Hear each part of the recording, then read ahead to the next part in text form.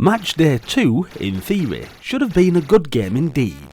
Head Over Heels authors John Rittman and Bernie Drummond had collaborated again to design it, with John Darnell providing the C64 version. However, it really is a mixed bag, this one, with some absolutely loving it and others abhorring it with the same passion. Why, I hear you ask? Well, it was so slow that you could go down to the shops, buy a jar of coffee, some milk, some sugar, go home, wait for the kettle to boil, make yourself a nice cup of coffee, and the opposing team will still be marching down the field, finding it very difficult to eventually reach your goalie. Yep, the game was slower than a crippled snail. However, this is where the twist comes in. I was one of those who absolutely loved this game back in 1987, the sequel to the obviously titled Matchday, featuring a considerable number of changes, most prominent being the vast number of kicks and kicking styles available. The kickometer allows you to perform back heels, soft, medium and hard power kicks, volley shots, or set to one type of shot power for the entire game. There was another added element of realism too, provided through inclusion of the Diamond Deflection System, whereby the ball deflected off players at a variety of angles depending on the player's speed, direction of movement and the ball's approach angle. This was highly technical at the time, and many wouldn't have even probably noticed this effect, but it was there.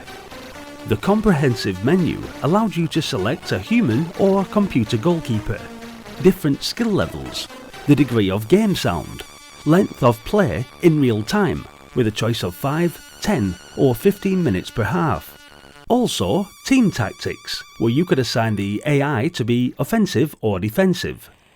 Taking corners, goal kicks and heading the ball are all in the game, whilst unsporting teams can even resort to barging the opposition, forcing them to miss kick.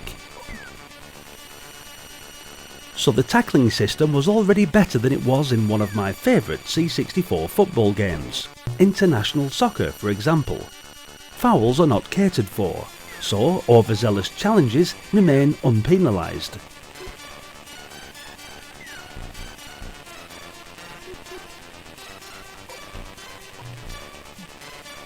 The difficulty in recognising which on-field player you were controlling in the original Matchday, where it was the footballer's shorts and socks which changed to a blue colour, has been sensibly rectified by identifying him with a small version of the kickometer above his head.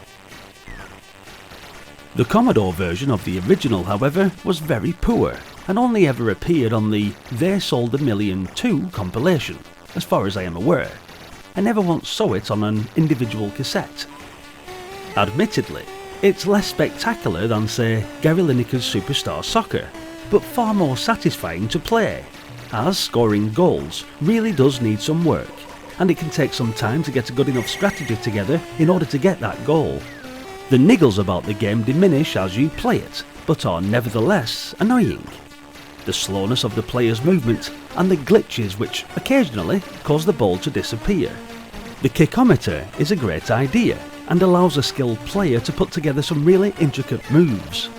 However, when all is said and done, I can only see this appealing to ardent football fans.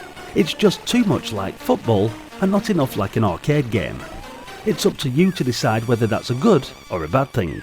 Oh, and talking about Gary Lineker a second ago, there's a bit of fun trivia to mention regarding the artwork for the actual poster of Matchday 2, and how for some reason Gary Lineker on the game Superstar Soccer ended up here on the poster.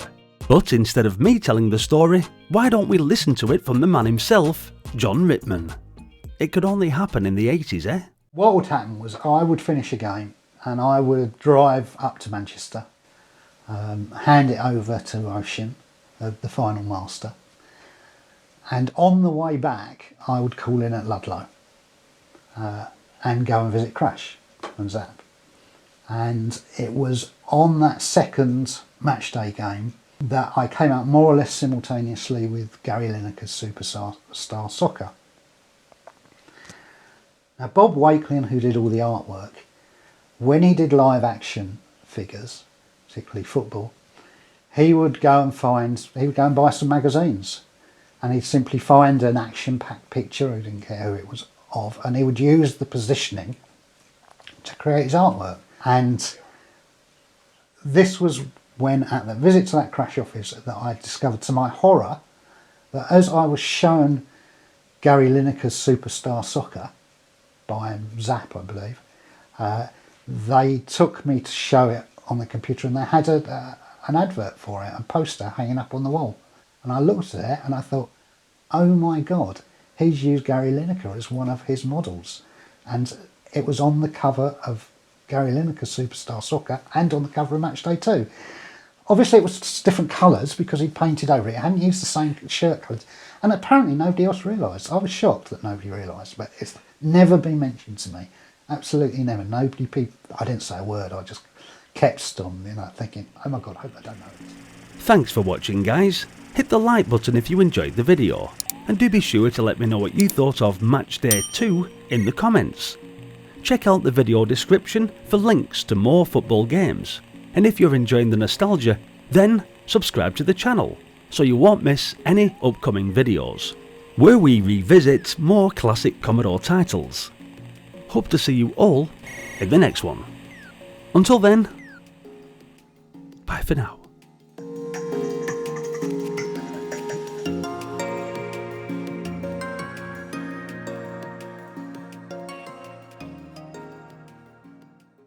Are you